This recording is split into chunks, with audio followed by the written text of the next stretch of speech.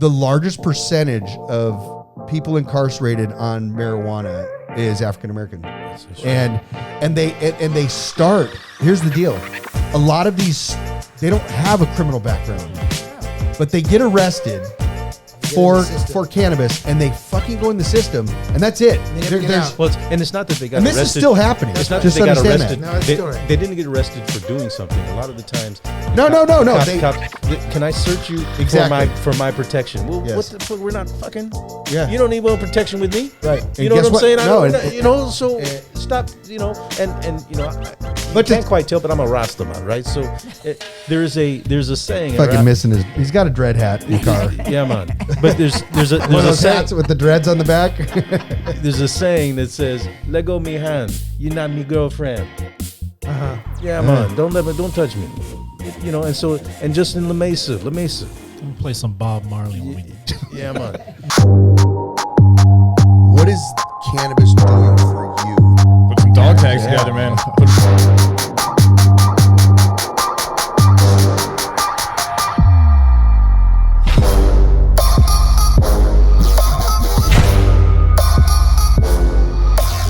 All right, guys. Hey, listen, welcome back to PV Unfiltered. Yes, the #1 cannabis podcast in the nation. And as I say always, this is going to be a great one, but this one really is going to be a great one. And we are sitting here with the co-founder of Original Nectar, which is Barry Herzberg. And then we have Marcus Boyd, which is the vice chairperson for ASA. And the main staple of this is definitely ASA, but we're going to get to find out a lot of interesting things about both of these guys. And we have Janet, which you've seen her a few times on here. She's back, believe it or not. So let's just kind of get started. You know, we're going to sit here and we're going to shoot the shit for a little bit. And let's start with you. What's going on? Well, it's other than the COVID shit. It's COVID, George Floyd. We've got regulations, still slow going, so it's there's a lot going on. It's a nonstop, fluid, social atmosphere. So let's start with ASA. I mean, let's get into where ASA came from, the time, how involved you are, how you got involved, and the amazing things that are being done through ASA. I mean, like I said, this is what makes our company, which I feel really diverse and kind of fun, is the fact that everybody has different passions in this company, in Platinum Vape and Vista Prime, and so we like to excel on those passions. And I'm not saying this isn't a passion for me, and it is, and it's been big since we started. But this really is Janet's passion, and this is what she drives on this company. Well, it's one of probably 100 things she drives in this company, but this is one that she's extremely passionate about. So it works out great for us because she's going to be the one that really drives, this conversation and where we go on this. But we really want to find out, let's talk about ASA and the amazing things that have been done and that are being done and the new shit that's coming out, now. Wow. That's a little statement. ASA has been around a long time. It originated in San Diego, right here. The national effort? That's correct. Really? Yeah, a lot of people don't know that. The person that started ASA is a beautiful woman by the name of Steph Shearer. She was a passionate social rights activist. She, before starting ASA, she would hold Know Your Rights training for skaters. What year are we talking about? Wow. So, Steph, I don't want to give you up here. Website says 202. I think it's 202, correct. But in 201, there were, she and Don Duncan, Dion, I can't forget. Oh, Dion. The godfather of ASA. That's who in ASA, he's known as the godfather. Hemp. Him. Yes. Hemp. Dion, mama, I can't remember. There you go. Dion Muskrat. Yes. There you go. Yes. Yeah, he's the godfather. Steph is the driving force. Don was the Miracle Tongue, and then Joe Elford, which was the #1 marijuana attorney in the world. Wow. He sat and argued with the U.S. attorney, medical marijuana, and won. I've seen Joe at the Fourth Appellate locally completely rip apart Bonnie DeMenace and her wicked plans.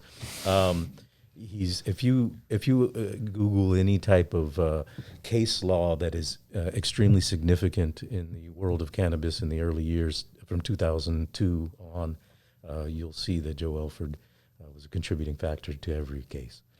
Wow. I don't think we said what ASA is. It's Americans for Safe Access. Americans for Safe Access, right? Yes. The nation's largest advocacy group for cannabis patients. And it grew international. That's just amazing. International. International. Correct. Steph went from here in California to opening an office in Washington, D.C., where she moved and worked tirelessly to legalize cannabis in Washington, D.C. She assisted locals there. And now she's in handling a world effort out of Uruguay, I believe. But I'm not positive about that. I know it's a world effort. It's kind of past me. I'm still here in San Diego trying to get a dispensary open in Imperial Beach and in Chula Vista, and the communities that suffered for years through the brutal regimes that pushed cannabis. They have made sure that they've got excess elsewhere in their neighborhoods, but there's still no excess down south. So I've been working hard on doing that. But when ASA started, it was in response specifically. There was an epicenter. Medical marijuana started in San Francisco, as you guys well know. Yeah. That main effort, and that effort had a lot of coordination with with Berkeley Patients Group and others, with ASA at that time. Those we were all doing the same thing. But down here specifically, the county sued Normal for not having to implement the county card. That lawsuit was finally entered into by ASA as well as other organizations, and we prevailed, and they had to issue county cards. The entire state was looking at this lawsuit as a way to avoid or evade the Proposition 215 and issuing county cards. So ASA has been working in the legal front since then, and has attempted to help carve law. And that's where Don Duncan came in with his PR efforts, and so now we are in a whole different place. Yeah, we are. Through that time, though, ASA, I don't know if you ever saw any protests downtown. Absolutely. Are you kidding? We'll put some of those in, Tommy. Oh yeah, Terry with her bullhorn. Oh, my yeah. God. That's oh correct. My God. The majority of those were coordinated out of my office in Imperial Beach. That was kind of our headquarters. We have our storage there and all the signs and what have you. And that was eventually raided by the Narcotic Task Force as well. Were you there? I wasn't. They raided at 3:00 in the morning, but my alarm system told me that they were there, and so when I showed up, it was several hours later, and 3:00 in the morning. But there You know was what I mean? no cannabis. It was just signs. oh, there's plenty of cannabis. Oh, I'm okay. sure there was. Absolutely. Yeah. Okay. Yeah, but- there's plenty of cannabis. But we were raided here, but good. it was at 4:00. Oh, it Gave was a little literally more like as we were closing, but our doors are open. We have a full Platinum Vape sign in the front. There's no hidden thing here at that time, and this is 3 years ago. I think it's 3. God, it just flies by. It does. And I happened to be just walking back into the coming up to the office, and these guys come in, and it's like fucking like what's going on? It's like cowboys. They're, and I'm standing out front, and they won't let me in. I said, who are you guys after? Like I'm the person, oh no, stand back, you know, and they all got their guns and they came from both sides and they're in there. I could hear them in there. My dog was inside and I could hear them in there, you know, banging. And there was myself and then 2 of the girls that worked for us. Everybody else had left. It was, you know, 4:00. And I'm like, listen, I've got keys, I've got codes, whatever you need. You guys don't need to break. They were literally in there kicking doors that did not have locks on them. They were just pass-through doors into open offices. They were, one of the guys kicked the door and they were just hollow, and they were all laughing. And he had kicked a hole through the door and fell, but his leg and foot were stuck through the door. Oh, God. Good. And his buddies were all taking pictures and videos of him. Because he's an idiot. Well, they're all idiots. And I said, guys, listen, like you don't, I've got keys. But at first, the funny thing was I said, did you guys do any type of a pre-thing on this raid to find out who you were going for? Because I'm the guy that you're looking for. And I had to give him my driver's license to show. And then he said, oh, okay, yeah, this is George outside. And then okay, come on inside. And it was just, I don't know, it was just really, I thought it was more professional because, you know, I'd been to raids. I've been standing out front, you know, I've been there. And I thought, wow, they didn't have any clue at all. And What year is this, George? This was, it's 3 years ago. It's 3 or 4. I was going to say 4. Yeah, I think it's closer to 4. And it was right here. It was at our facility right down below. And yeah, it was just, I don't know, you know, and then they, you know, so they took my car here and they took records and stuff like that. And there was some marijuana in a safe and nothing real crazy, but, and this, you know, then 2 weeks later, they raided my house and my son's house. And, you know, at that time my wife was in the shower, but my son had left the door open. So they didn't kick the door down. But she was the only one in the house, and she was upstairs. She was in the shower, literally in the shower. And the guys went in there, and they have body cams. So I got to, you know, we've seen all the footage. And, you know, they're, you know, put your hands up. And she's literally in the shower, and she's like, you know, freaked out. And they're like, you know, get out of the shower. And she's completely covered in soap. She's like, I got to rinse off. And they're yelling at her, no, you get out. And she's like, well, I'm going to rinse off. Well, then they made her stand on the step in front of the shower for almost 5 minutes, and they wouldn't give her a towel. They took the towel that she had. What? Yeah. They wouldn't give her a towel. And then finally they gave her a towel. They made her go downstairs, and she had to sit at the front door on the step in the front door, where she sat for probably an hour and a half. And then finally a woman police officer came and gave her a robe. And it's just like, you know, and I always remember, and so the footage that I saw, I've never been so angry. And just for all the reasons above, it's like, to think that a human is that way. Wicked. Yeah, I mean, it was just, you know, and it still just, it fucking pisses me off to even think about it. And I remember the guy, because the guy was here, and he was you know, they were all, you know, pretty much assholes. But there was a couple that were decent. They were just like, you know what, this is my job. And it's like, yeah, I get it, your job. That's, you know, whatever. If he was decent, he would have stopped the asshole. Right. And and so that was the guy that was at my house. Wow. And when, you know, a year to the day later, we had no charges filed, and we got all of our stuff back, except for the cash and the guns. Even at dignity was still missing. Oh, that's the worst thing. It hangs with you all this time. My son, his fiance at the time, they had got into his house and she was there. He wasn't. And I wasn't home. I was actually in Costa Rica at the time, but she had a ring on her finger, and they found the receipt for the ring. That was an engagement ring. And they went right out there and they said, this is that ring. Give me that ring. That's been bought with drug money. So they took the ring, you know, the body cam of these guys going through your stuff it's like crazy. They're going through my clothes. And they're talking about, you know, the shoes I wear, and just it was sickening. But a year to the day later, we got all of our stuff back, except for they took the one thing is I always kept $7,000 in a safe, and I told my wife at the time, I said, if something ever happens, that's the safe, that's the code, you know, and there's $7,000 in there. always sitting there, been sitting there for 3-4 years. That never got recorded. And I even asked them about it, and they said, no, and somehow that camera footage was gone on that. So they got the $7,000, they got some cash, and we had guns, but we're not shooter people. We belong to a gun club where we target practice, and that's something I did with my kids.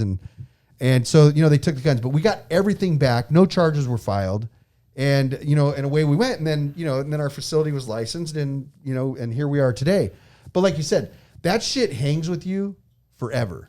Well, I don't want to change the subject at all, or that's what this is about, or derail this. But at least no one kneeled on anyone's neck in your house. No, and that's, but I've seen that shit go on too. It's got to.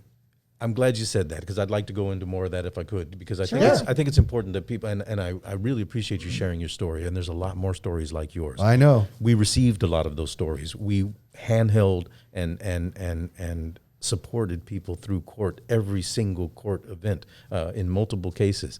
Javon Jackson, a black man. Yep, remember that? I watched that thing all the way through. Was persecuted for marijuana, and we were able to get a former mayor, whom I will leave nameless due to his. Well, anyway, yes, we got a former mayor of San Diego to stand in front of the federal court building, talking to literally ASA, whispering in his ear, "These patients are being persecuted by federal authorities on the day of the man's trial at a federal court." Now, that is unheard of. Yeah. That is the loudest voice that had ever been voiced to the federal government. There was multiple feds standing behind him, staring at him like, "Do you know what you're doing?" So, and he then called for a jury nullification. That is huge. He was shortly thereafter removed from office for other reasons, but they were pushed forward quickly. Particularly your case, stuff get taken by narcotic task force and then impounded by the DEA? Yes. Okay. 100%. So was it Narcotic Task Force Team 9? Probably. I mean, I could go to my office and pull the paperwork because I still have it, but I'm almost 100% yes. Let me just add some icing to this cake. Narcotic Task Force Team 9 is who came and visited me. They've also visited multiple other people and did things like defecate in people's kitchen pots. They did things like in Coronado, a man was growing a couple of plants in a room that was locked, less than his allowable number. Right.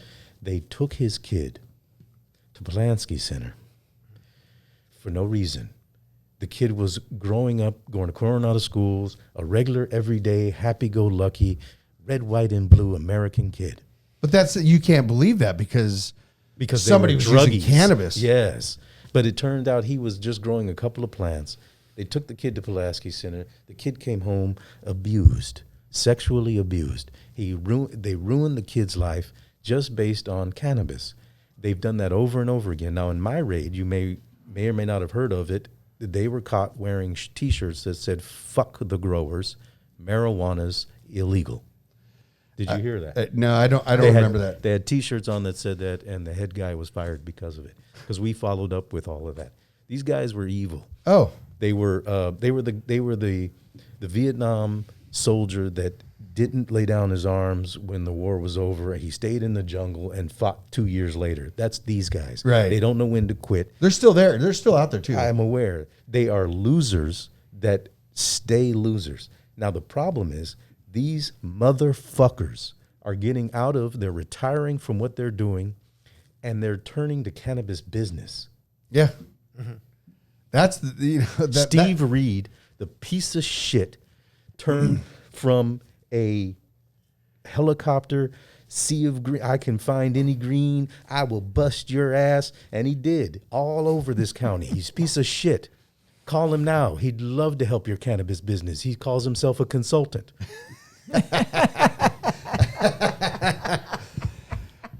We'll go ahead and we'll get that information. I'm sorry, I get a little funny, frustrated but when we listen, talk about that. hey, I'm telling you, It's unfiltered. and that's why for me, You know, I have my whole family's in this. My whole family is in this, not just my direct family, but my extended family. And that's how this is. I mean, across, if you go into Michigan, it's the same thing. You know, my daughter and my son run Michigan, and you can look at that podcast. It tells all about all about us.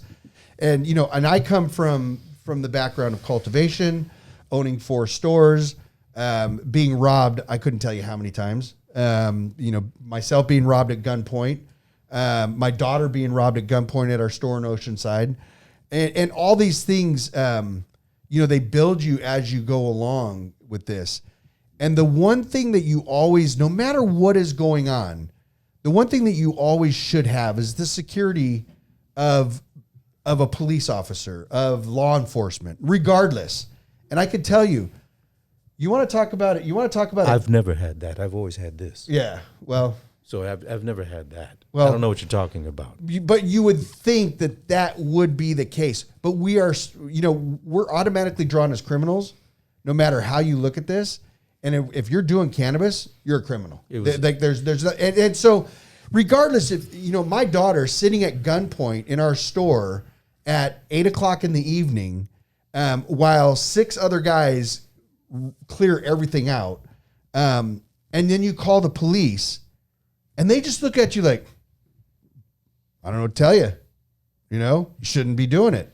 And this isn't the time, you know, when it's, you know, it's not fully legal, but we've been a store there for 2 years already. And the thing is that, like, there's no compassion whatsoever. And that's the thing that comes into play. It's like, this is cannabis, and immediately you deserve whatever happens. Not the fact that you deserve to be treated equally and as well have the protection. It's kind of like, hey, I don't know what to tell you. You're lucky you didn't get shot, you know, but there ain't nobody fucking looking for anybody. There's no help coming from that direction. And I can say now we're starting to see that turn. We're starting to see the turn of acceptance. We're a long ways away. That's just like the shit that's going on with George Floyd right now. We're a long ways away, but at least we're seeing something.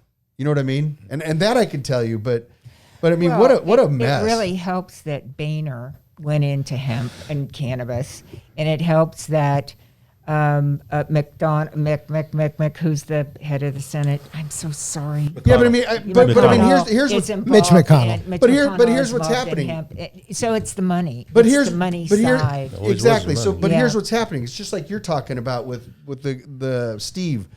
You know, what you have now is you have these renegade fuckers that have been out there knocking doors down, literally stepping on people's necks. I mean, I've seen a lot of shit go on. And now all of a sudden they see an avenue for a little bit of money. And guess what? It's okay. Everybody now.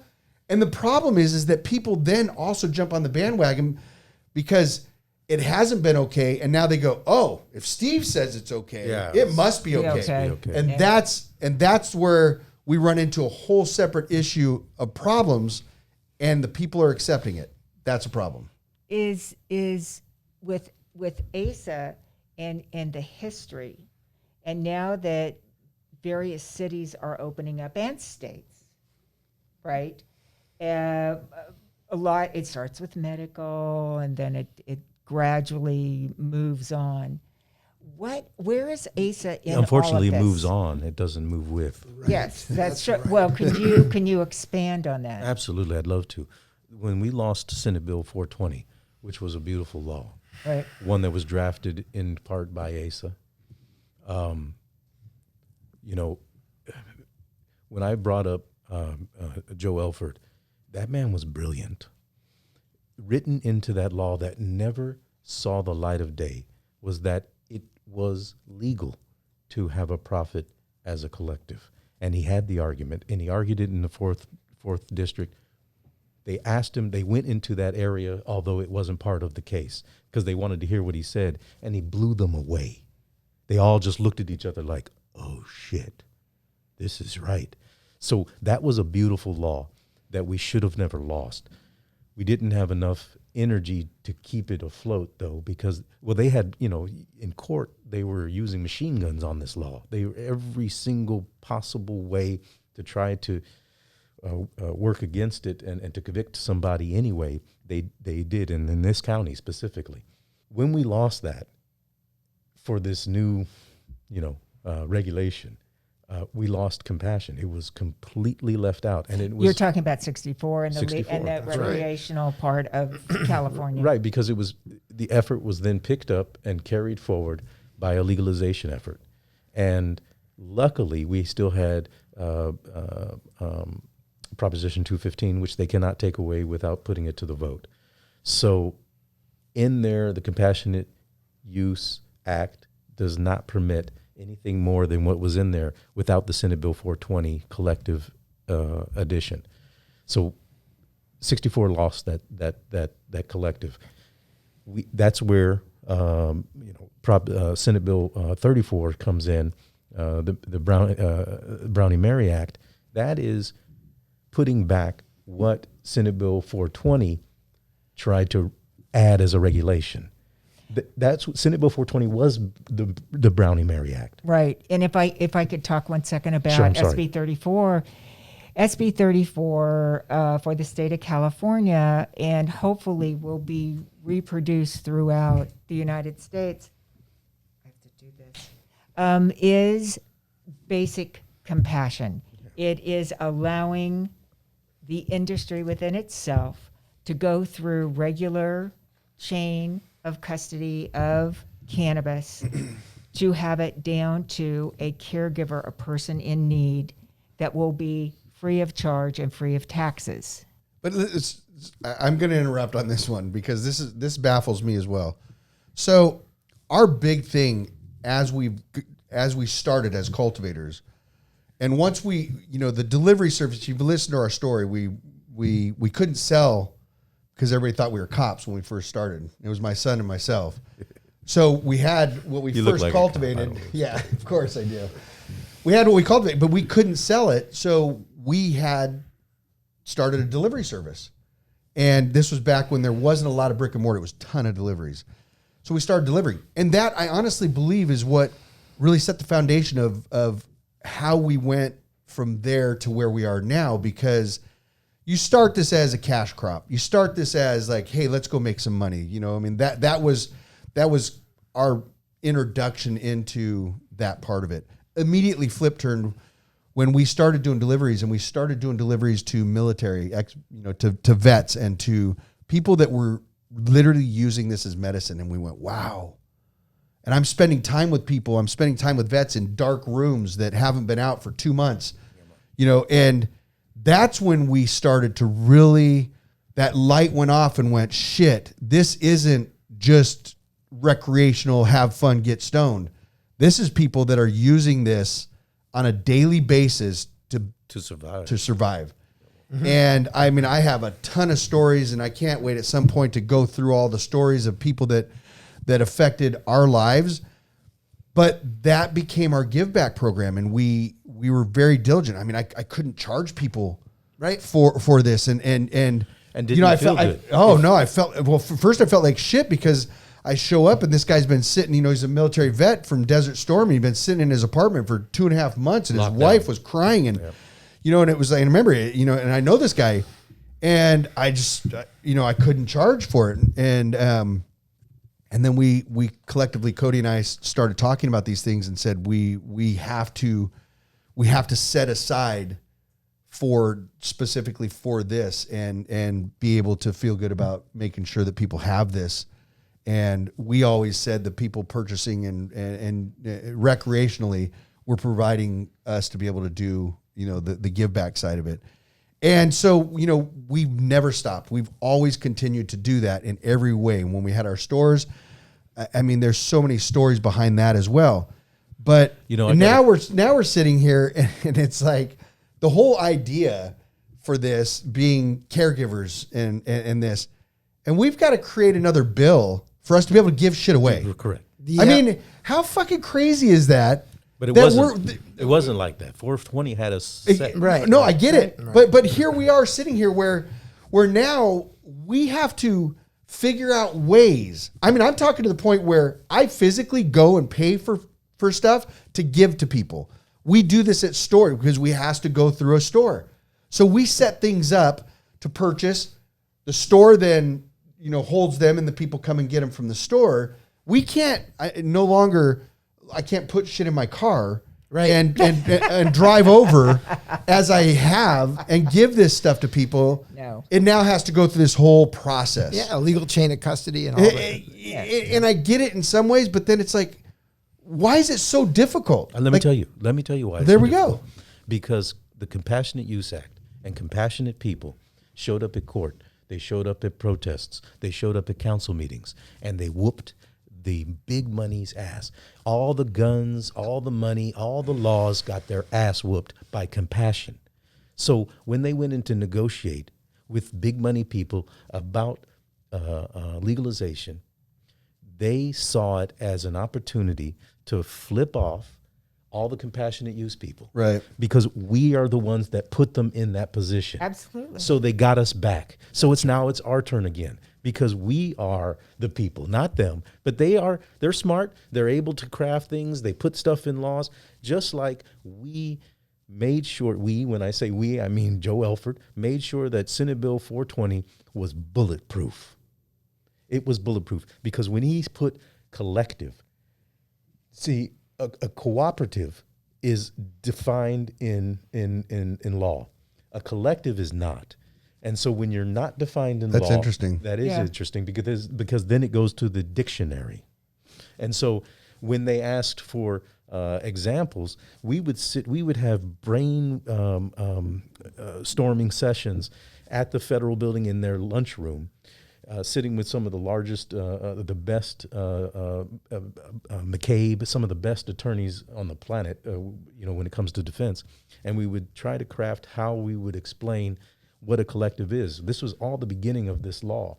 And I suggested we call it a church because a collective, people were signing in or not signing in, and we were trying to craft what are the rules. There were no rules. Bonnie wouldn't give us rules. So do people have to sign in? Okay, they didn't sign in. It was illegal. No, it's not illegal. It's like a church. Nobody signed in. They came in, they ate something, they drank something, or they just sat, they prayed, and they left. They are part of the church. They're part of that collective. They are part of a marijuana collective. We made that the same, and that's how we won in court a lot of times.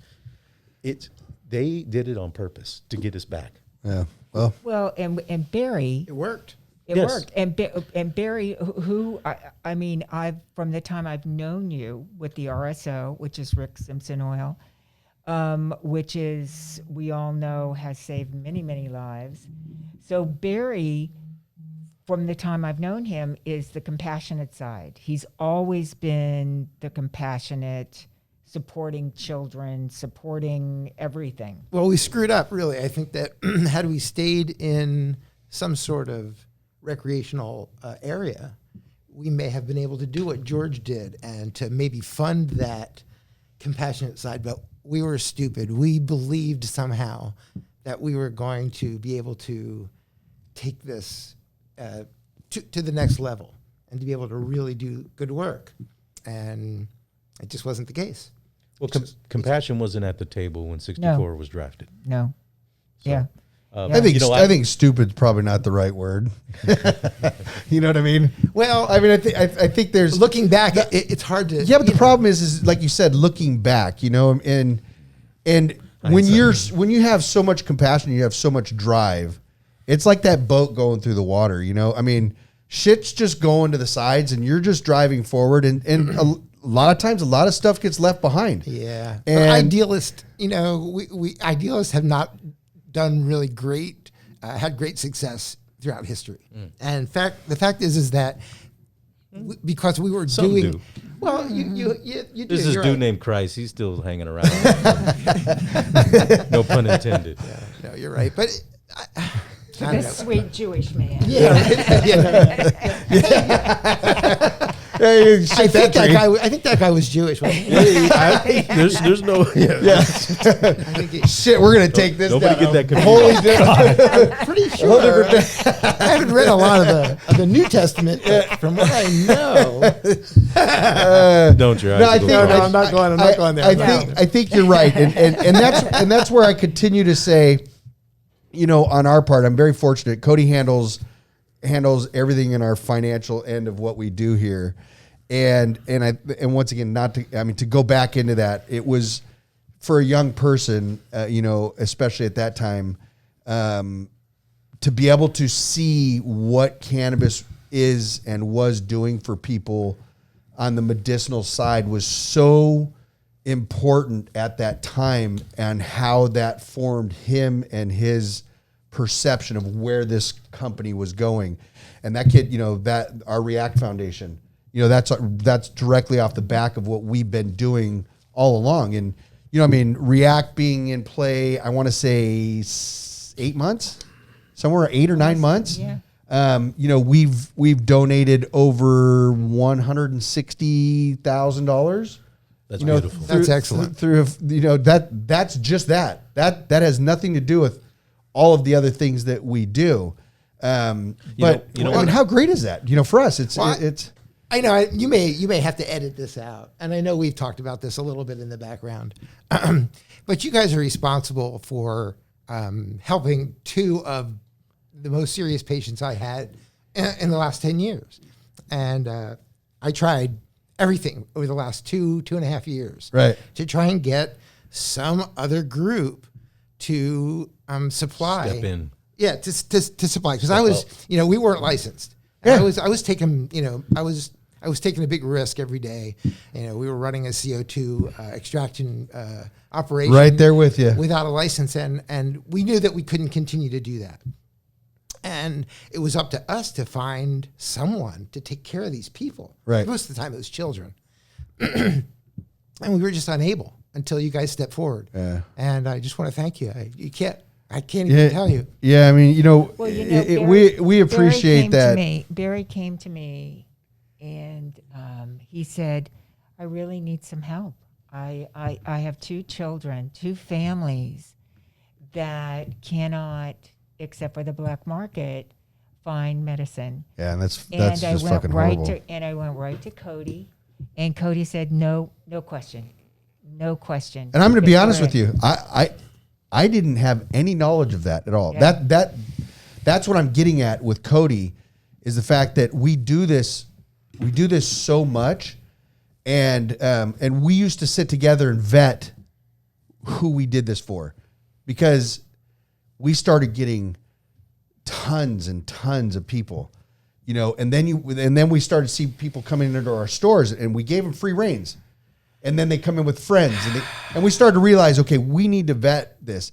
So on this particular case, especially like Cody's immediately, and then I found out later on. We talk about these things and whatnot, but this is what I'm getting at, is that this is the foundation of what we do. And when you talk about being stupid, it's not necessarily it's not being stupid. It's the fact that we recognized what we really wanted to have as a part of what we were as a family and as a company, as a business, and to be able to give back, we had to prove that through the recreational side. And we set aside money, we set aside product, we set aside, literally, that's what we have done to get to this point, because it was part of who we are. And so, we're absolutely honored to help in every way possible. And when you came on board, and when Janet was talking with Cody, it was, I hope there was no hesitation, because, No. and we will continue always. There's that will never end on our part. And we do, when we have the React Foundation, we have to put that out there, because it comes full circle. So when we put any of our React Foundation products on the shelf, a portion of that goes back to a foundation. It goes back to a charity, and that happens. And we have to publicize that. But what a lot of people don't know, and it's not tooting your horn. It's the things like we're talking about with the two kids that we're helping with there. There's so many more, and we don't want publicity for that. We don't want them to be publicized. We don't want a lot of times we don't even want them. We don't want anybody to know where it came from. That's the ones that we really hold, really close to ourselves. You know what I mean? And so having the recreational side for us at Platinum Vape is extremely important to helping the other side of that, which a lot of people just don't see. But I think from Good work. Barry, Thank you, guys. Yeah. I think from Barry's side is he had the opportunity to really get to know these family on a very intimate level, and he said, I just worry about these kids. It sucks. Worry Oh, about yeah. It sucks because, Yeah. especially if you have kids, and then for us, we have so many that we worry about. You know what I mean? And it's all the time. And so when it does happen, typically a lot of people, as soon as they help somebody, they want the social media. Oh, look at this is the family I'm helping. I'm doing this. I'm doing that. There's no gratification there. And this is all internal. And I get what you're saying because, and I'm sure everybody, sitting here at night, we're a lot of us are really fortunate in a lot of ways. And when you go to bed at night and you're thinking about, these people that are just getting by day to day, these kids that have had to, not just the kids, the kids that have had to go without this medicine for the legal reasons. And just think about the parents and the families that have literally moved to different states to be able to do it. Child Protective Services taking your kids away. Yes, and that's what I'm getting at is you got to think, like what I think about at night, and we've done this for quite a while, as a parent, to be in that situation where you're going to black market just to get through the next week. And the feeling of going, if somebody speaks, they're coming to my door to take my kids, which I'm doing this to save my kids. You know what I mean? It's like there's a lot of things that are unimaginable to people that aren't in these situations. And when you get involved and you see the people and you see the look and the need for this, not because they want to get stoned, not because they want to smoke a blunt, it's because this is what's going to help their kid or family member through the next week, through the next month. That's when you really start to see that. If somebody, as an action item, it's going to be hard to go. Well, it should be hard to find too many kids that need cannabis. But everybody can find a homeless person. And when my dispensary small collective was, when we finally closed, I had several pounds left, and I had an option to either, sell it to friends and family, or package it all up with all the bottles I had left, and put a little sticker on there that said Prop 64, and kind of referenced what the law meant and said. And then I handed it out to homeless people throughout California or throughout San Diego. And when I went up to Fresno, I did it in Fresno. And I know people have handed handed homeless people something, and you felt kind of good about it. But I had seen smiles and tears coming from people that looked like they had not smiled in years when I hand them cannabis. Yeah. It eases the pain, and homeless people have even a harder time than people struggling day to day to get it. But people think that when you say it eases the pain, a lot of times people think that pain is a physical pain. It's mental. It's psychological. Yes. It's emotional. A lot of different pain. It's pain in every aspect that pain can be felt by a human being. Now when you're there. Like you said, you have a homeless person that's, sleeping on the ground, if they're lucky to have a tent or, some sort of cover. But, imagine doing that for a year, 2 years, 3 years, sleeping in bushes and all that. So you have the physical pain, and then just everything that's going on and not going on, self-medication, and all the other things that are going on.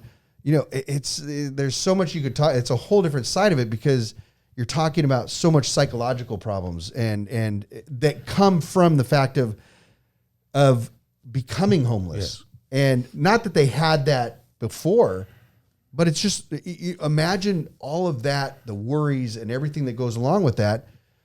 I mean, and if you are able to provide something like that they can smoke, that they can eat, and consume in some way or another, it's such a cheap cost for somebody to just feel better for a night. Let me interrupt by just saying that opiates, alcohol. Thank you. Opiates and you. alcohol can be combated with cannabis, and it's well known. It's proven. Absolutely.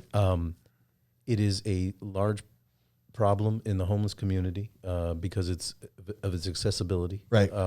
Heroin. And alcohol. Alcohol is incredibly dated. I know yeah. everybody loves their drink, but God dang, you guys, you gotta admit it's a strong drug. It is a strong, very destructive drug. Very. It destroys families and it destroys humans individually. Cannabis, given freely, I bet would lower the homeless population greatly. I really do believe it would. You know, one of the things that I saw when I was doing all this research for the podcast was the fact that Colorado now has passed where physicians can at least counsel people on cannabis as an alternative to get off opiates. Oh. I was like, whoa, okay, because it's basically an unspeakable topic. It does the same for alcohol. If you smoke herb, you're not going to want to drink, and if you do, it's just going to be extremely social. It's not going to be. You'd rather have one than the other. It's your brain accepts. Look, one has receptors built in, cannabinoid receptors. Did you guys know that in the 80s, the researchers that had discovered the human endocannabinoid system said in a short statement that it was the most important medical discovery since the central nervous system. Mm-hmm. I've heard that. God dang, you guys. It's a similar system to the central nervous system. It is extremely, not only similar, it is actually more important when it comes to staying healthy. That's right. The central nervous system has very little to do with your health and more to do with how your body acts and reacts. The endocannabinoid system has absolutely everything to do with health and regeneration of cells. How great is this when we're fully legal and the money that, the research that's going to come into this, and boy, that'll be great. I'm tired of waiting. I got to tell you. No, I know we all are. The downside to that is that when that does happen, everybody's going to be left behind. You're going to have people standing up in front of this like, I discovered this. Yeah. There's a lot of good research, though. Israel's been doing great work. It's been doing great work. Canada's doing a lot of work now. They're starting some really good research in Australia. And we have some stuff coming up. We already did a podcast, but we're doing some stuff right now with some people in Israel that are very popular, and we got a big part of that. You got to give props to UCSD, our local. Oh my local God! Oh yeah! Oh my God! Without the cannabis, Dr. Gross there. UCLA too, right? But while we're talking about UCSD and how great it is, I just want to announce that my daughter was just accepted to UCSD. There you go! Congrats! Congratulations! Yeah. That's great. Yes, I knew that was coming somewhere. Yeah. But now that though it is pretty standard practice for seizures. Yes. Having cannabis for seizures, pretty much standard practice, and now they're looking at it for Parkinson's. They're looking at it for COVID. They're looking at it for COVID.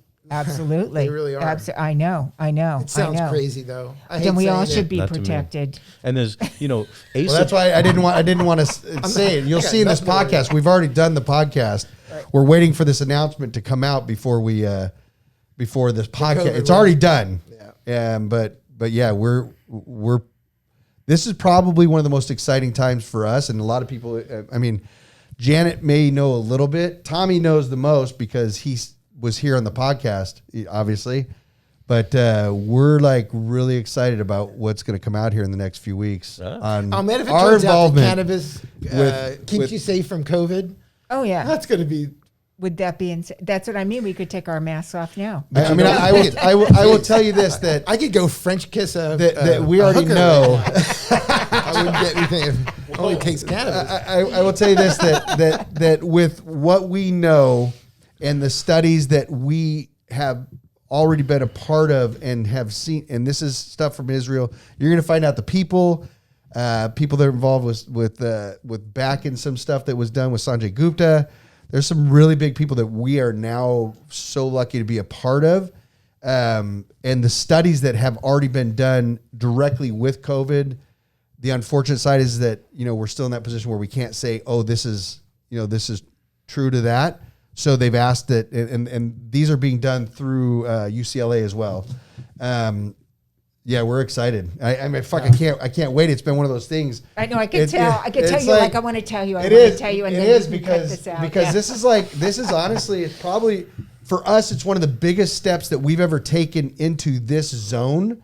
Helping people, but this is like one of the biggest things ever. And like I said, we had, what did we do? 2 hours in this podcast with the actual people from Israel.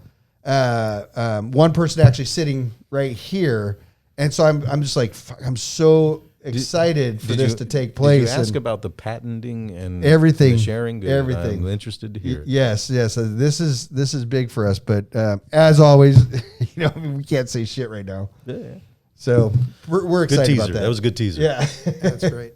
Well, I mean, just the irony in the fact that cannabis is an essential business is spectacular. And I think that's largely attributed to ASA's efforts early on to educate people about specifically that. That's what I was pointing. That's what I was pointing to. Yeah. This particular campaign was extremely effective, as were the conditions booklets, focusing on arthritis, cancer, gastrointestinal disorder, AIDS, multiple sclerosis. So there are multiple, and if you go to safeaccessnow.org, you'll find those conditions books, and I know more are being created now. And those conditions books are amazing. If you haven't read them, it's really worth it, because if you're taking medicine for any of those conditions, it has those medicines listed in these conditions booklets, and how cannabis can either be an adjunct to it or a replacement. So alternatives. It's alternatives, but not speculative. Right. Actual research and with references. And so it's not, and it was funny, as we go through and argue at the council meetings, we would be arguing with, of course, the Reefer Madness.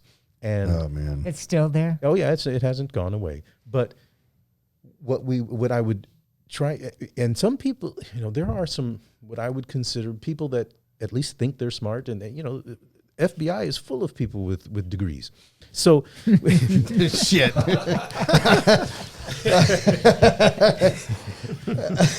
no offense. Yeah, full offense. Yes, full offense.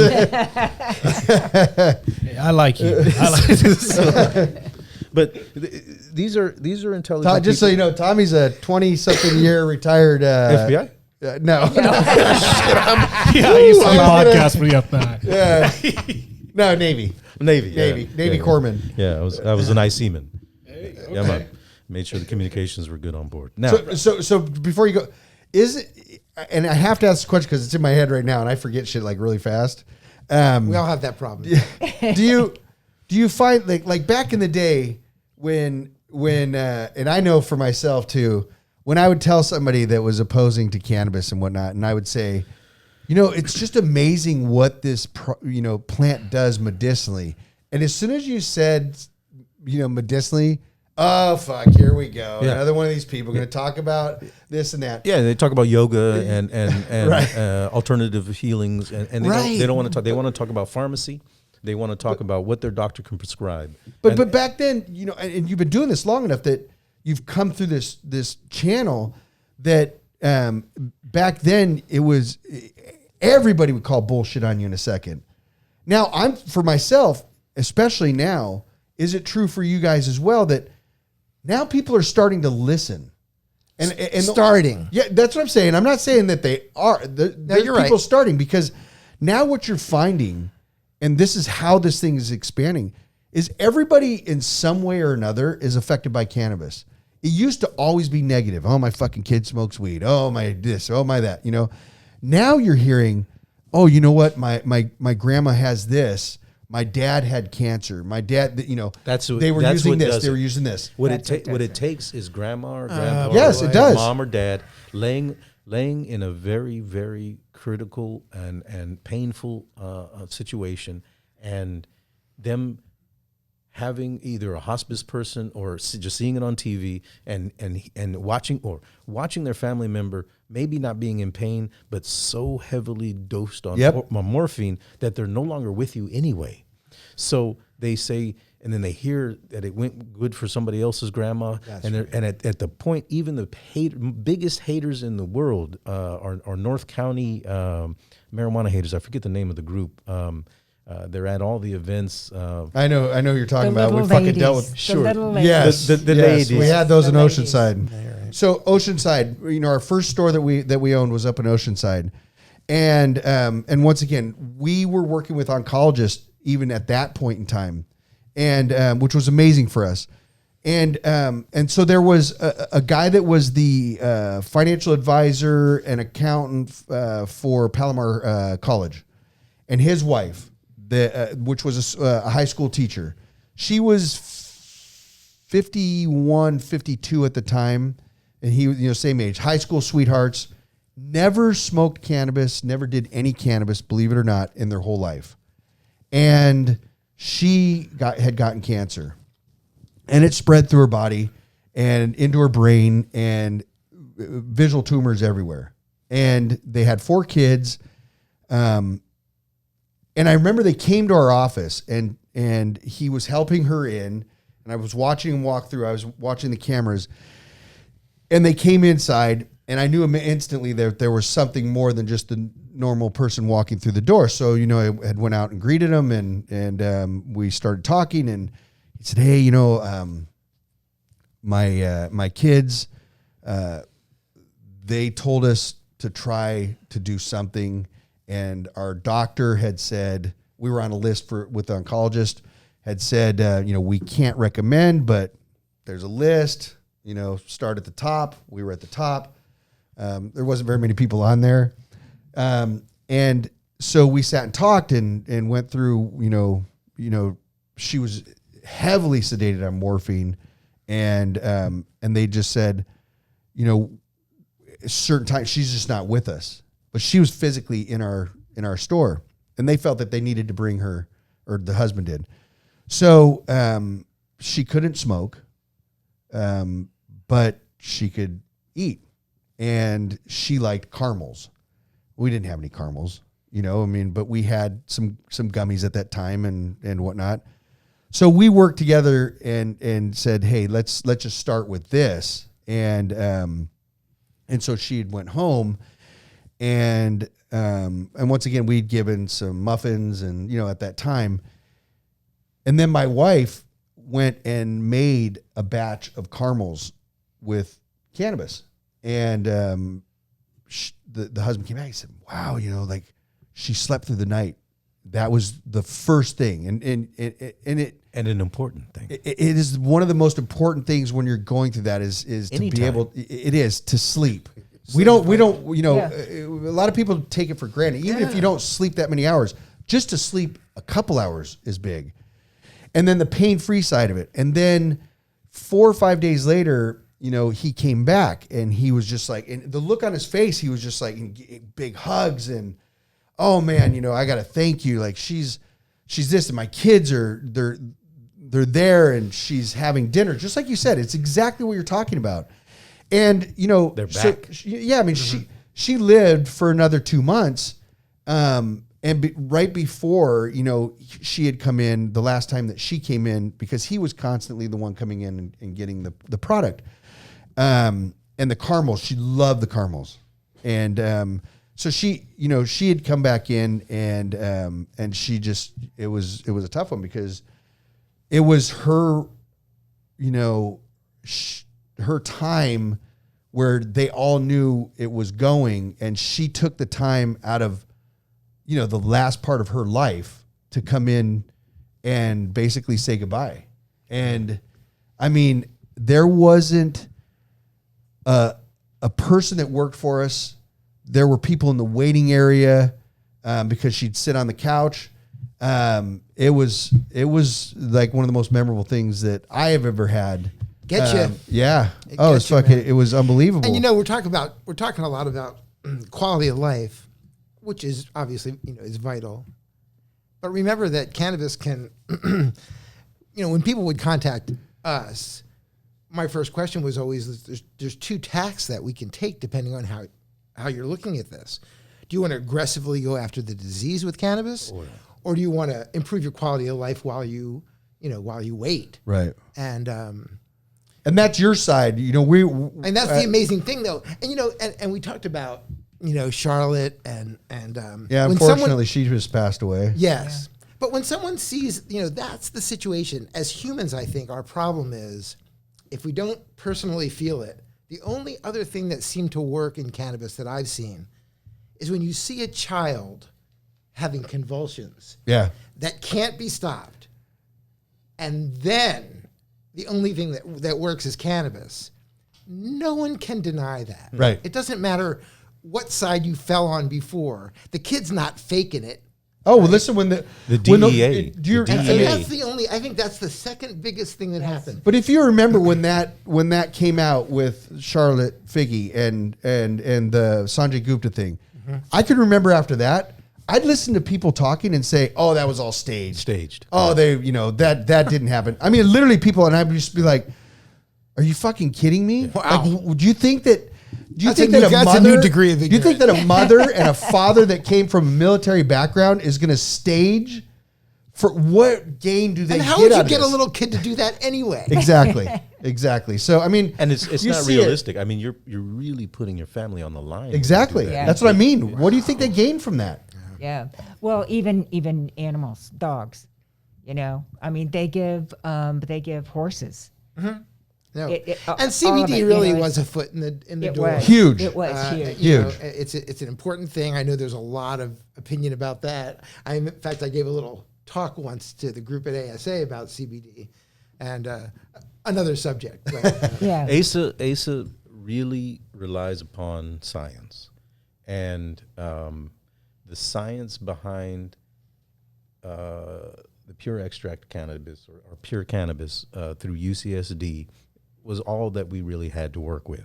Now there's other science, obviously, that has come about because of that science. Right. But up until that point, the science hadn't been done on CBD, and ASA relies upon science. So they weren't going to blanketly say CBD is great when it was unscientifically proven.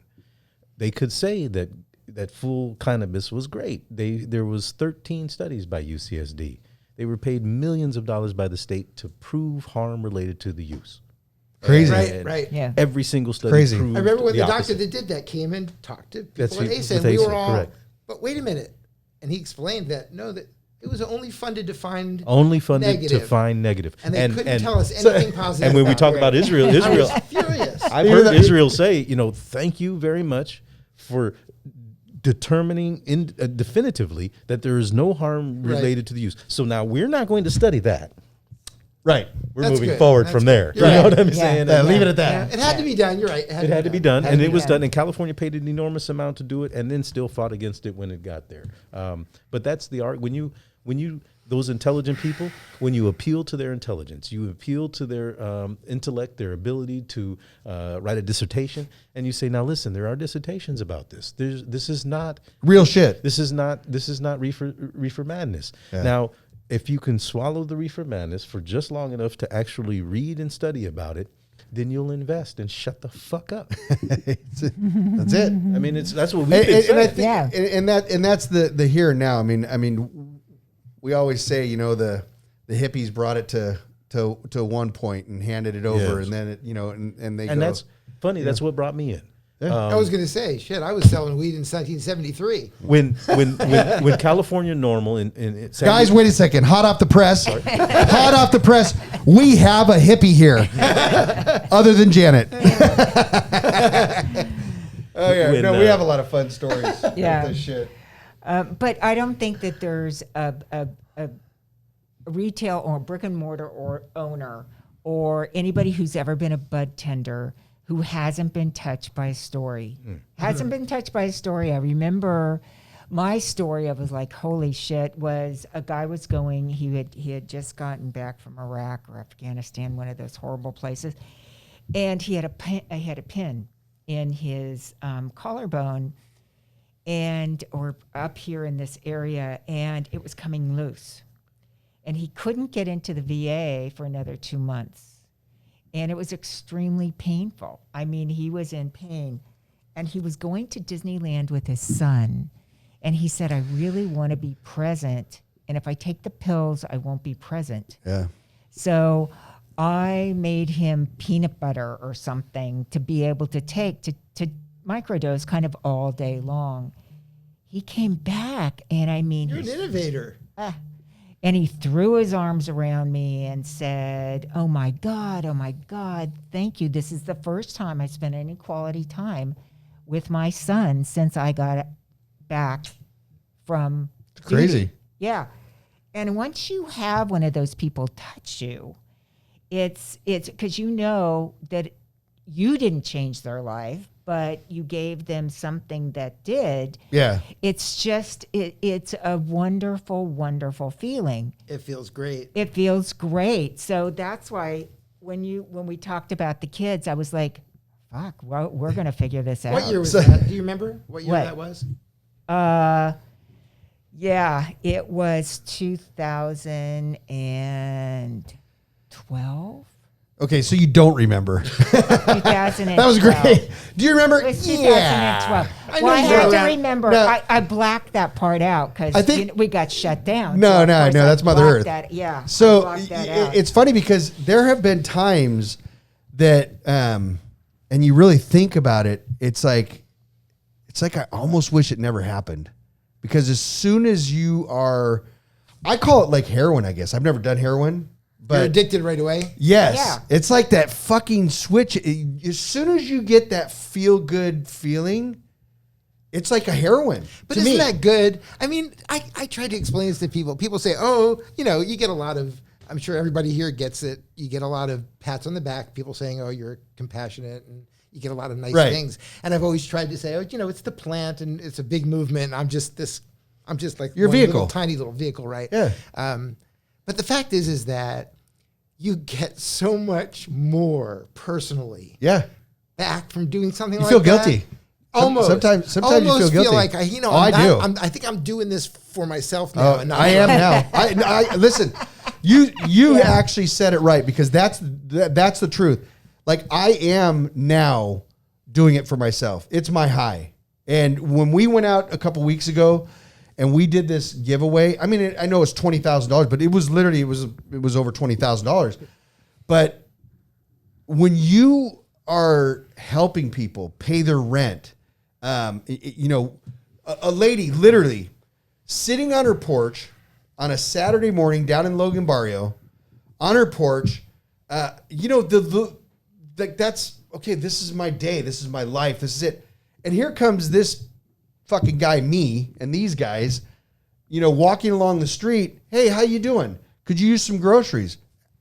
You barely spoke in English. You'll see it on there. Yeah, okay. Hey, here's $500. Like, what's going on? What, She's like, oh my God, like this is almost enough. I could pay my rent. Well, how much is your rent? Oh, okay, here's for your rent, and here's some more extra money. Go have some fun. It's almost as good as sex, huh? Almost. Yeah, let's not get carried Let's not away. get carried away. Now you're getting carried I away. said let's not get crazy, but I know what you're saying. I know what you're saying. And when we did this, there was nothing planned. We loaded up a bus full of stuff with a bunch of cash and a bunch of stuff.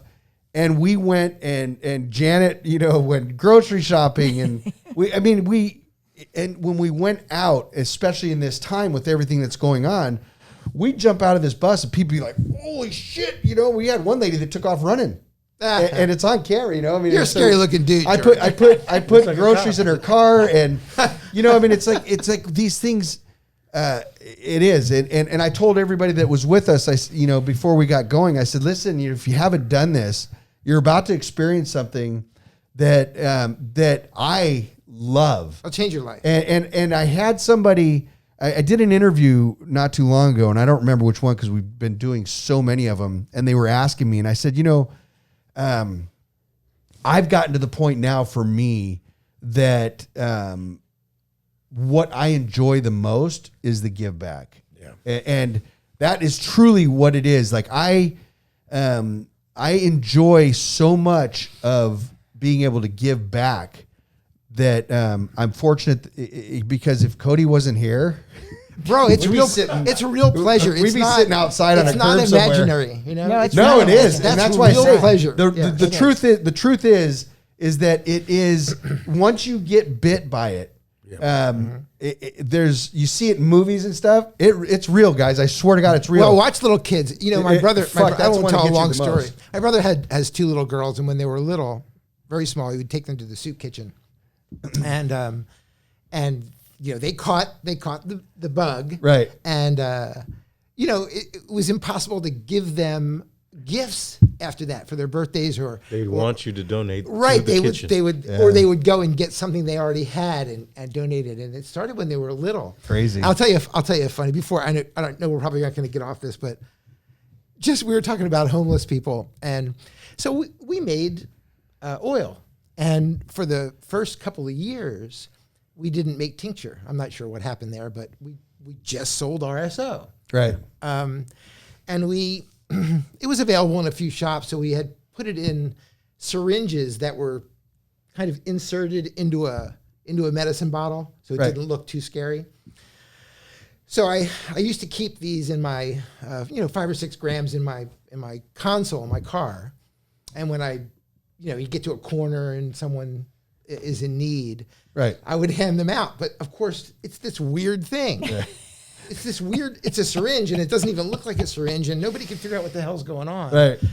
And I would hand it to people, and sometimes the light turned, and I would just say, "Eat it," and then drive away. I didn't know what to do. And I want to see you do that today. I often wonder, because it was a whole gram. Right. Oh If my I had God. time, I would tell them, just put a amount the size of a grain of rice on your that- fingertip. A couple times, just eat it. This guy's laying that on the takes- bushes Yeah, on the exactly. side of I-5. Yeah. There's a smile like this. He's like, he's making, days. making bush. No, bush believe me. hands. So it came to my mind. I even wrote down if anybody here has seen the movie The Jerk. Oh, Oh God! Okay. Oh God! So when he Shit, got Shinola. when he got to the point of giving away money, that was the bite. You know what I mean? Oh, cat juggling. Heard about this here. You know, I mean, that's the truth. Is that I hope, and that's one thing that we're starting to do here is involve our people, you know, in our company in this giving. So I think it's really important, especially when you have a platform where you have a couple hundred people working for you or with you, and to be able to get them to be a part of that, to know what that feels like.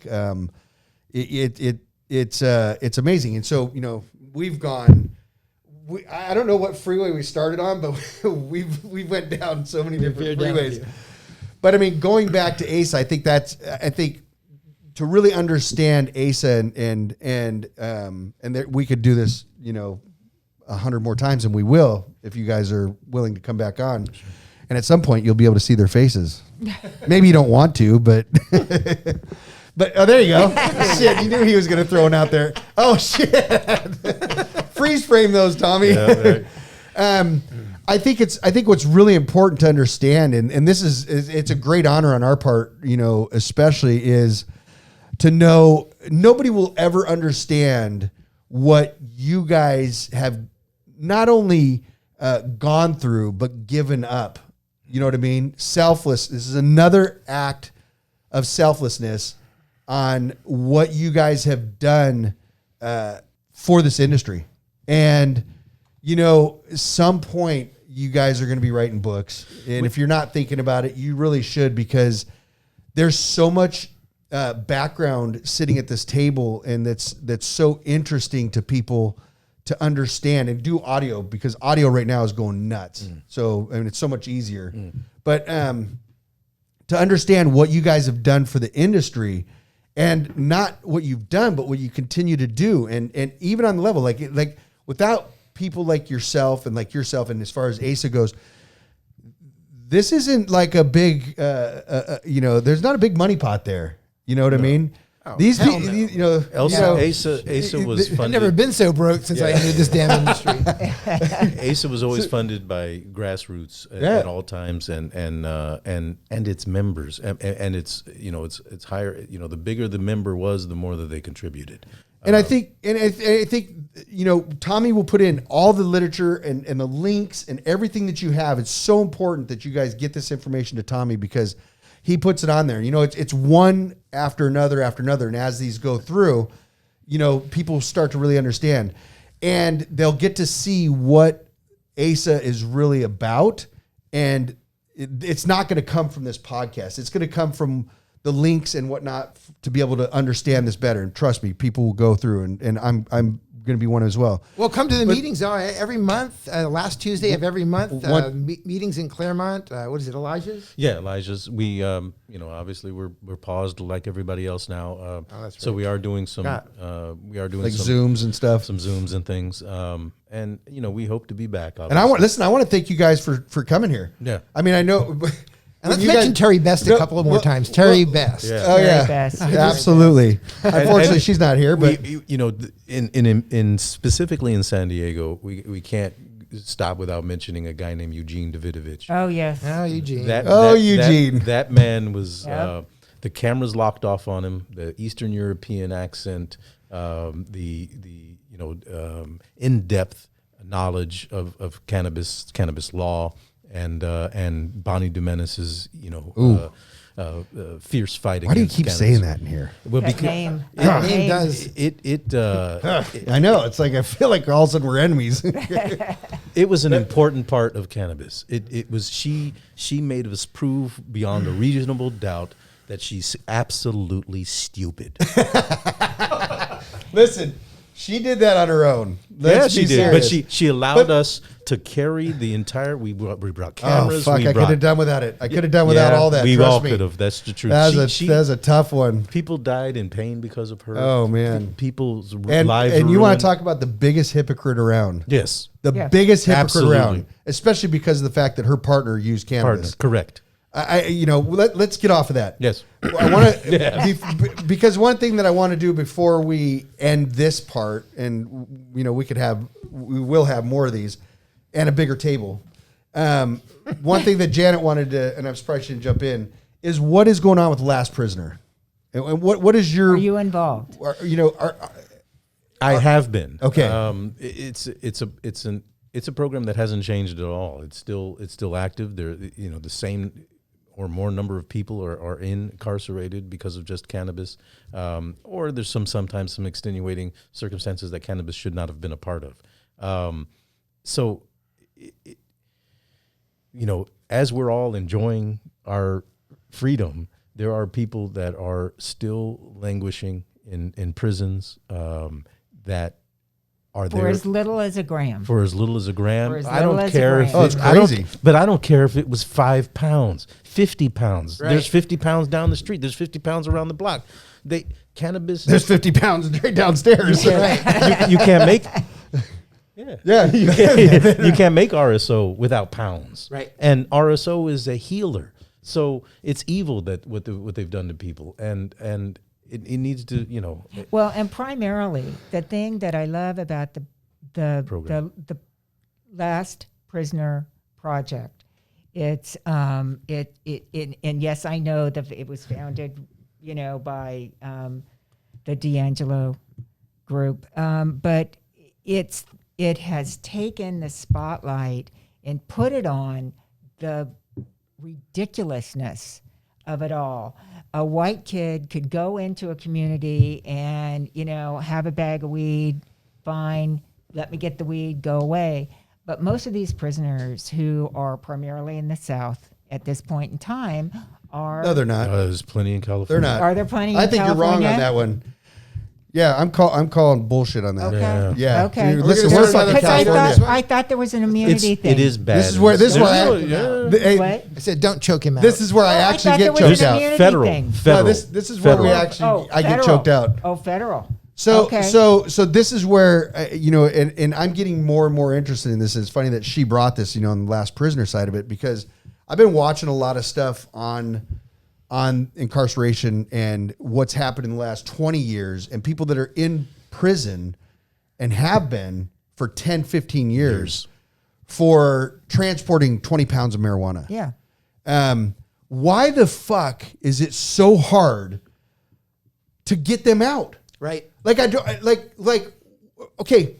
It's Why the if war you- on drugs. No, I get it, but why keep a person in for something that is now so legal, and there's absolutely nothing wrong with that? I mean, we've got guys driving from here to Northern California every single week with 10 times because any of that. their education degree won't allow their they won't allow them to admit wrong, and they'd have to admit wrong. Well, this is what I'm getting at, though. That's a big thing you just said. I think man. that's very important. These It's are crazy, though. These people These have are degrees. people who absolutely do realize inside that they're wrong. They're Yeah. wrong, and they will don't not want to admit it, and they have the power to not have correct. Oh, that's I That's tell you, fucking sad. It's something that we're that I'm very interested in some way or another, and I'm watching this to see it's kind of like the jab and punch, I guess. I'm just kind of looking to where the jab comes, because there are, and the downside to this, I'll tell you in all honesty, is that the largest percentage of people incarcerated on marijuana is African American. That's so And they start. Here's the deal: a lot of these, they don't have a criminal background, No. but they get arrested get in for the system. for cannabis, and they fucking go in the system, and that's it. And they never get out. Well, it's not that they got And arrested. this is still happening. It's not Just that they got understand arrested. that. No, it's they, still right. they didn't get arrested for doing something. A lot of the times, No. Cops. Can I search you Exactly. for my protection? Well, Yes. what the fuck? We're not fucking. Yeah. You don't need no protection with me, Right. And You know guess what I'm what? saying? No, I and- don't. So stop.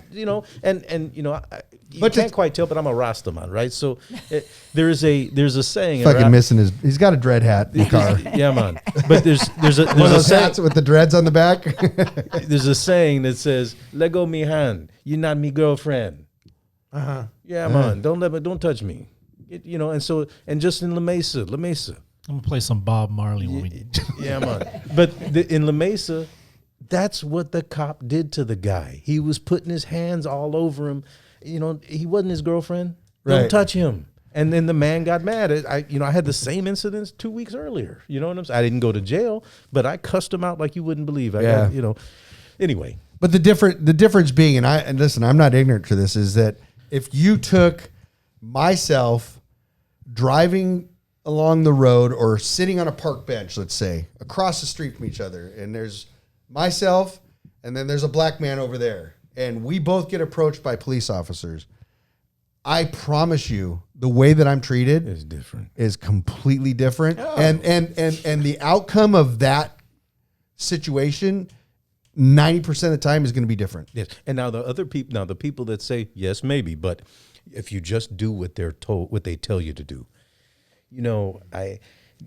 if you can't admit you're wrong, then I can't just accept you taking away my rights. Right. And Well, you can't accept that anyway. I can't accept it either. I mean, you can't even admit that you're wrong. You want me to just bow down and just relinquish all my rights and kowtow to your supremacy. Right. Fuck you. Well, where's Right. ASA in this? ASA has always been in your face in this. But we're talking about, this particular issue.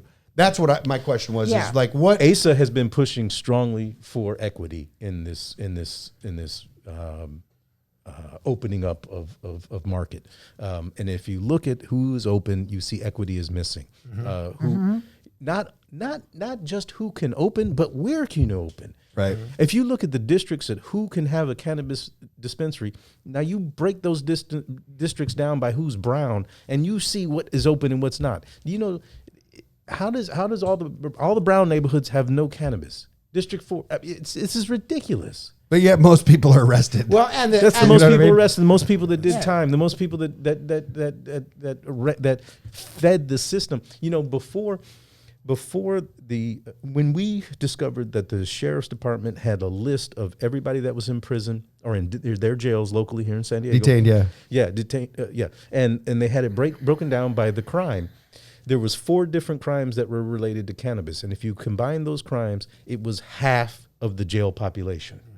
And they Holy took shit. those. There They you took go. those off because it was such a dramatic example of what the wrongness. So they took that breakdown off. The sheriff did.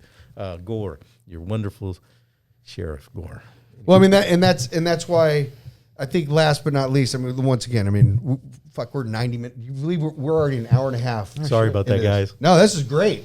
This is what happens. Yeah. You know what I mean? It just continues to get better and better and better. And at some point, I got to chop the block. Yeah. No, but I really, I was interested in this, and she brought this into me literally this morning, and I was like, "What the hell is this?" And she's, we start talking. Okay, because I'm interested in this, and the fact that when you start to really dig deep on all of this stuff, you find the same miners, and I mean like gold miners, and that'd be you guys from years ago. All these things that are happening, people think, oh shit, it just happened. Everything. No, this didn't just happen. I didn't get here without you guys, the hippies. Chipping away. I'm 53, so I'm not, you know what I mean? But, it's a progression that has taken so long and continues to go that way. And people think, oh, shit's moving fast. It's not moving fast. I mean, I can tell you, I stepped on this train in 2011, and it feels like it's only gotten, 3 or 4 miles down the road. No, I agree. And I honestly, my biggest regret is that I really believe that I'm not going to live long enough to see it the way it's supposed to be. You won't. I hate to say it, and I won't either. thoughtful. I mean, I hate to see it, but we're going to live to see a lot of amazing things as we have. Already have. Right? I gotta And- admit though, I didn't think we were gonna live long enough to see it legalized. Period. No, you're So right. I remember Yeah. people saying Yeah. that too, and I was, I'm and still I was shocked. saying, and I honestly believe we're about 3 to 5 years from having that full step. That's my belief. And Wow. everybody else has. You talking has about the other. nationwide or worldwide? I'm talking about nationwide. I honestly believe that we've moved. Look at where we've gone in states, and that's a whole other side of it. But the bigger part of it is for people to understand that what this is about is, as always, it's about what is cannabis doing for you, and a lot of it is kind of new age. But this is the truth is that this one is what has cannabis done for you, because without these two guys sitting here and Janet, having the first dispensary, She's I an mean, OG. that's what I mean. know, But I'm I fortunate. know. I'm Sure. fortunate to have to sit next to her, every day. Mother And, Nature. and Mother Earth. Mother Earth. Mother Earth. Yes. We were the first licensed store in all of Southern California. Yes. And the ironic thing about that But is, you can't fail to mention yes. and the ironic thing about that is that when Cody and I first got started in cultivation, we were at her store with Bob Rydell back in the day. Back in the day. And that was the first system that we learned how to grow with, was that same system. We were over, I didn't even know Janet at that time. I met Janet at our attorney Lance Rogers long after that. And then I fought for the next 5-6 years when she was working with us in Oceanside to keep that store open. And from since then, it's always been a fight to get her on our team. And, we've been fortunate to hold her down for this long. ASA responded You know what I to mean? your cease and desist. Absolutely. That That's was why I me said ASA. Yep. I'm such a fan. Yep. And Such so a what fan. people don't know and they need to know is that there's so much that ASA is behind, and there's no credit. And that's, once again, the selflessness thing is that it's done. And, each time something happens, it's not like, hey, look what we did. Look what we did. It's like, all right, let's go. We got more to deal with. It's always And, been. and that's the true act that cannabis is getting and has been getting from people like yourselves. And the rest of us are just, we're just kind of, the train's going and it's got the thing on the front and fucking hits a cow. It hits, shit goes flying off the side. And we're just in the back, and we're doing what we can to keep the thing full of coal and doing what we can, to try to bring what you guys are doing and have done to light and taking it, to the next step. And so once again, honored. And then the last prisoner thing, I think it's become so important to understand that there are people sitting in jails and in prison for cannabis alone offenses, not shooting, all the other things that could happen, for just cannabis alone. And I can't imagine, what that's like to be sitting in a jail right now or a prison for the last, 7, 10, 15 years. For a joint. Well, for a joint, For smoking weed, it's just crazy to me that we can't, that those particular things can't just be immediately drawn out. You know what I mean? And get them corrected because they've been done wrong. And, it can be done, but yeah.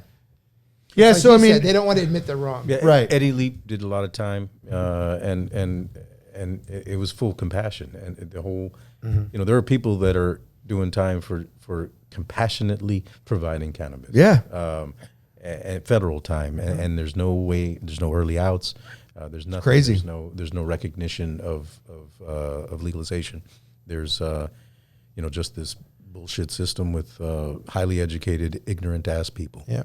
And I'll tell you that really, that was on my mind almost every day for 7 years when I had to drive from my house to a clandestine location where we, extracted RSO. I was scared all the time, cameras everywhere, everything locked all the time. You see a cop drive by, everybody dude. gets nervous. It's not Helicopter. fun way like to I live. said, It's not fun. We could, and this is what I like too, is the fact that, we're sitting here, we've all gone through these experiences, and we have people on board that have never, they entered into this cannabis world later on, and telling the stories, they kind of look at you like, what? Like, did that really happen? And it will never happen to them ever. No. They never have to worry. Can't ever happen to them again. Right. They never have to worry. And why is that? goodness. Yeah. And we know why. Well, it's kind It's of it's because of people like yourselves. Right. That's why we are all able. I've gone through it. I know what it's like, but I don't have to worry about that for my kids. And I've always said my kids they're part of the first real kids in cannabis on the legal side, and how fortunate they are, and they know this. But getting people to understand how it gets here, that's, I think, our job in doing this. People start watching and listening, and they start to understand, like, wow, this is something that will never happen to us, but it's crazy what has happened. Well, in it's a this industry. testament. Everybody sitting here at the table, though, has scars. I mean, I call them scars because you have been scarred by injustice. You've been scarred Absolutely. by the police. You've been scarred. And, I continue to, George and I will be sitting at a table with a group of people, and I'll look at them and say, no, you don't understand. George and I have been scarred. Yeah. We come at it from a different place. And when I see Kamala Harris on TV and everyone says, Vice President, I think, fuck her. Yeah, they would Yeah. call during campaign time, and they said, "Hi, this is so and so from Kamala Harris's office." And the first thing I would say is, she's a cop, right? Yeah, I gotta go. Bye. yeah, it's true. But I mean, how I wouldn't give this up. I mean, once again, I mean, I've had other jobs, and I've always done my own thing, but this is honestly, it's the most gratifying and hardest thing I've ever done. Well, And- look at, it's a testament to the plant itself that so many people would go through so much agony and not just say, it's not worth it. And do they really think it's just to get fucking high? Yeah, man. You know what I mean? That's what they believe. That's what You they need believe. to have that hat on. Now I can't take him serious. No, it's the truth. And, you know, I mean, that's... Anything else you'd give up if it was this hard. Oh, my God, come on. Absolutely. You know, I mean, Absolutely. like I said, And it the reason you can't is because you have cannabinoid receptors in your body. Thank you. And you can't tell, but they're telling you to keep going. Yeah, I know we got Your own bit. And they're receptors telling in you your to body. recreate with it. Yes, they are. Too. That's And your so when we talk about recreational What's wrong with versus that? medicinal, Frontal lobe. that's right. There's nothing wrong with it. Right. In fact, I believe that all There- cannabis there- use is medicinal. There's exactly, and I've always said it. No matter what happens, when somebody comes through our doors, when we used to have stores, or when somebody goes to a store and purchases our product or any other products out there, they're using it for a reason. 100% for fun, makes them feel good. You know, for things that are going on in their life, to be able to sleep. There's just like so many different things. But the bottom line is, and the same thing is happening with alcohol. But alcoholism is, I'm dealing with it right now, you know, in another situation, and it's horrible to watch. It's absolutely horrible. And cannabis is such a big alternative to that. Well, intoxication is a completely separate subject, I think. That's important. It's a really important. I think that intoxication has a huge history in humanity. It's an important thing. I understand why people want to. I'm not an alcohol user myself, but I certainly understand, you know, why people want to become intoxicated. And I certainly, as much as I use cannabis for pain, Right. I absolutely use it to relax. Have I fun. absolutely, yeah. There's no doubt about it, and I don't really separate. You're a horrible person. I don't separate the uses. Why at would you all. do something I like know. that? I'm a And scumbag. then talk about it? Relaxation is medicinal. Yes. No. That's Yes. right. That's yes. Oh, yes. you got to be kidding me. Come on, guys. And sleep is not medicinal. It is absolutely critical Yeah. to have good sleep. Critical. I don't care what anybody says. I mean, if you're having sleep issues, Cannabis. I'm telling you right now, if you are having sleep issues, that is like, you know, you're taking these melatonin pills and you're taking all this other shit and, you know, all these prescribed sleep aids, and next thing you know, the fucker's driving down the street and he, you know, he ends up at a beach, you know, 5 hours away and has no idea how he got there. It suppresses REM sleep. You can't. You know? You don't use that. I mean, there's natural things to go to sleep with, and Yeah. you know, there's cannabis. There's hard work. You know. Yeah, meditation. That's the other side of it. Sometimes you work so hard in the cannabis industry, you forget to take cannabis to go to bed. I don't know about you guys, but I'm feeling very sick, and I'm going to medicate my ass off as soon as I get out of here. So no, listen, I want to thank Marcus, Barry. Absolutely amazing time. And once again, didn't think it was going to be this fun. No offense. Thank you. Just kidding. Would love to have you guys back. You know, when we get these things off our face and we can high five and I really personally for myself, and if Cody was here, he would be in the same boat, but he would have been gone a long time ago because he can't sit that long. But I'd love to talk about this shit and Tell the him stories. you should try cannabis. It'll help him sit. You know, just the stories and the interesting backgrounds. You know, like I love listening and I love talking about that stuff because it's like so interesting to understand where all this, you know, comes full circle. And it's not full circle. I think we're kind of like, you know, getting close, you know, to getting there, but it's such a long ways to go. And what a great honor to be a part of it and to sit in the same room with you guys. And we got so much more to do. I hate to Congratulations on your success, Thank George. you. Thanks thank for you. having us. Thank you. You too. Thanks, and, Janet. And, No, you're welcome. and I hate to say it, guys, but we got such a long ways to go. And if you think it's been fun, it's I think it's going to get more fun. Yeah. You know. Yeah. So Well, Marcus, to you had no clue what you were getting into. I so- really didn't, but No. this is I did do a little crash course on the podcasts, and I think it's a great show. Good. And I think it's got a lot of future, and I know cannabis has a lot of future. yeah. Yeah. With allies like you and ASA can continue to blaze the trails. Yeah. Good. And thank you to you. Thank you to you. As always. So listen, Thank you. once again, I mean, this is a great one. You got to go. And the only way we continue doing this, because we don't get any fucking money for this. You know, we're kind of like ASA, I guess. But you have to like, subscribe, and even most important, give some comments so we can understand. I mean, and if you have questions, get the questions out there, because without that, we don't know what the hell we're doing other than what we've been doing. You know what I mean? And this part of it, this is just the cannabis, you know, the podcast side. Yeah. But thanks again to these guys for allowing us to have some time. Actually, a lot of their time. And once again, like, subscribe, comment. #1 cannabis podcast in the nation, and it is PV Unfiltered. So we're out. Thank you.